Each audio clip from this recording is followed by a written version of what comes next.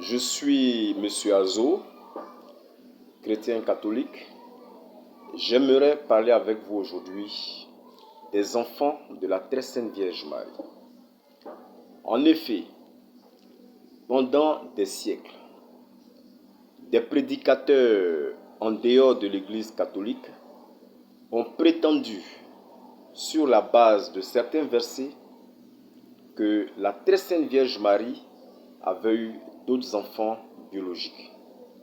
Nous allons suivre la mère du Christ à travers les Écritures saintes pour découvrir la vérité en la matière.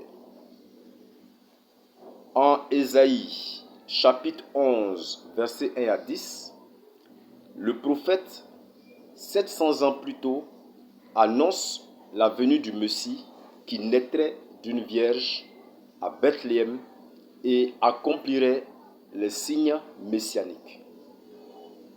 En Luc 1, 30 à 32, l'ange Gabriel dit à Marie qu'elle a eu grâce aux yeux de Dieu. Elle aura un fils, Jésus, qui sera appelé Fils du Très-Haut. Au verset 34, Marie demande « Comment cela se fera-t-il, puisque je ne connais point d'homme ?» Elle est vierge. Au verset 35, l'ange explique à Marie que le Saint-Esprit viendra sur elle. C'est pourquoi le Saint-Enfant sera appelé Fils de Dieu. En Matthieu 2, 13 à 14, l'ange apparaît en songe à Joseph et lui ordonne de prendre l'enfant et sa mère pour fuir en Égypte, vu que Hérode veut le faire périr, ce que fit Joseph. Après la mort d'Hérode, en Matthieu 2, verset 20, l'ange dit à Joseph, « Prends l'enfant et sa mère et va dans le pays d'Israël. » Mais comme Archélaüs gouverne à la place de son frère Hérode, Joseph se rendit en Galilée, précisément à Nazareth. En Luc 2, versets 42 à 48, Jésus a 12 ans. Marie le retrouve au temple et lui dit, « Ton père et moi, nous te cherchons. » Jésus répond, « Ne savez-vous pas que je m'occupe des affaires de mon père ?» Ce qui veut dire quoi? Jusqu'à l'âge de 12 ans, la Sainte Famille ne compte que 3 personnes, Joseph, Marie et Jésus. D'où vient donc cette histoire de frère biologique de Jésus? 2 versets sont en cause. En Matthieu 12, verset 46, comme Jésus s'adressait encore à la foule, voici sa mère et ses frères qui étaient dehors, cherchèrent à lui parler. Quelqu'un dit, ta mère et tes frères sont dehors, ils cherchent à te parler. Jésus répondit, qui est ma mère? Qui sont mes frères? Puis, étendant la main sur ses disciples, il dit, voici ma mère et mes frères, c'est-à-dire ceux qui font la volonté de mon Père qui est dans les cieux. Il faut remarquer qu'à cette question des frères biologiques, Jésus est agacé et il donne le sens du frère et de la sœur selon lui. Mais Marie fait partie de ces personnes-là, puisque la Vierge Marie a tellement écouté la parole de Dieu qu'elle s'est faite chair en elle. Toutefois, ce verset ne suffit pas encore pour affirmer que Jésus avait des frères et des sœurs biologiques.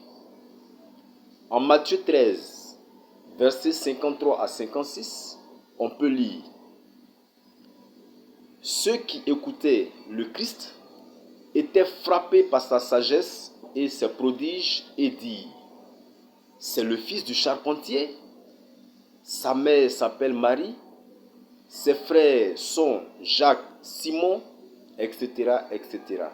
Et ses sœurs ne sont-elles pas parmi nous ?» Ici, l'évangéliste ne fait que rapporter ce qui se dit dans l'auditoire. Il faut savoir que Jésus était en permanence avec ses 12 apôtres, accompagnés de certaines femmes comme Marthe et Marie, les sœurs de Lazare, Marie-Madeleine, qu'on appelle aussi Marie de Magdala, Marie, la mère de Clopas, sa propre mère, la très sainte Vierge Marie, soit un groupe de pratiquement 120 personnes. C'est tout cela qu'on appelle les disciples. Alors, une première question s'impose. Joseph est-il le père biologique de Jésus? La réponse est non. Alors, c'est ici qu'il faut évoquer en droit ce qu'on appelle le principe de non-indivisibilité de la source comme preuve. Selon ce principe, dès qu'un seul élément de la source est faux, toute la source est remise en cause. Vous comprenez donc que ce verset ne nous permet pas d'affirmer que Jésus a des frères et des sœurs biologiques, puisque dans la déclaration, il est dit que Joseph est le père biologique de Jésus. Il faut comprendre qu'il s'agit là de personnes qui sont certes dans le sillage de Jésus, mais qui ne sont pas dans le secret de la Sainte Famille. La deuxième question, c'est donc, qui sont ces personnes? Jacques, Jean, Simon. Nous avons deux frères. Simon, qu'on appelle aussi Pierre, et son frère André. Ce sont les fils de Jean. Vous avez en Jean 21, verset 15, et Matthieu 14, verset 18. Il y a deux autres frères, Jacques et Jean. L'évangile précise, les fils de Zébédée.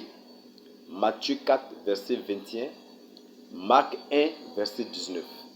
Alors, Zébédée, c'est un personnage comme Pierre qui, à cette époque-là, avait une entreprise de pêche et qui travaillait avec ses deux fils, Jacques et Jean. C'est de Jean qu'on parle quand on dit l'apôtre que Jésus aimait le plus.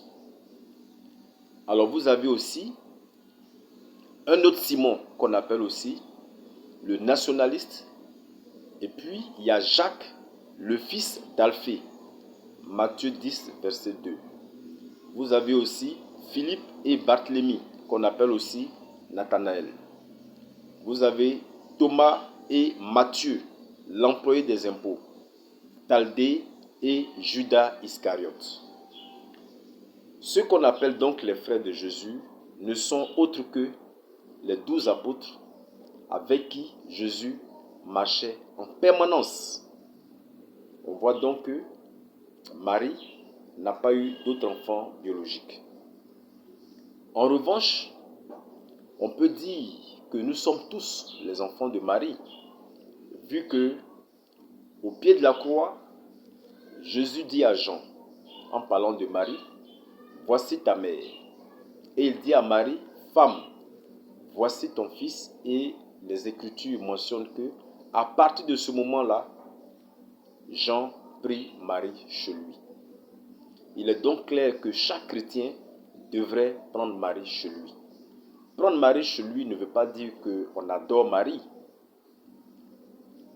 Le chrétien catholique dit, je vous salue Marie, pleine de grâce, le Seigneur est avec vous. Mais ça, c'est la salutation de l'ange.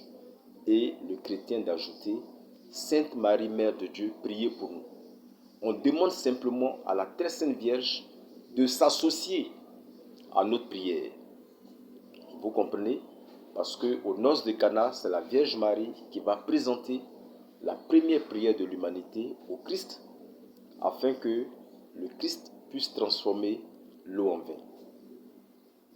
Alors, quand il y a des sujets d'incompréhension, il faut simplement approcher les prêtres pour qu'ils vous en donnent d'amples explications. Je vous remercie.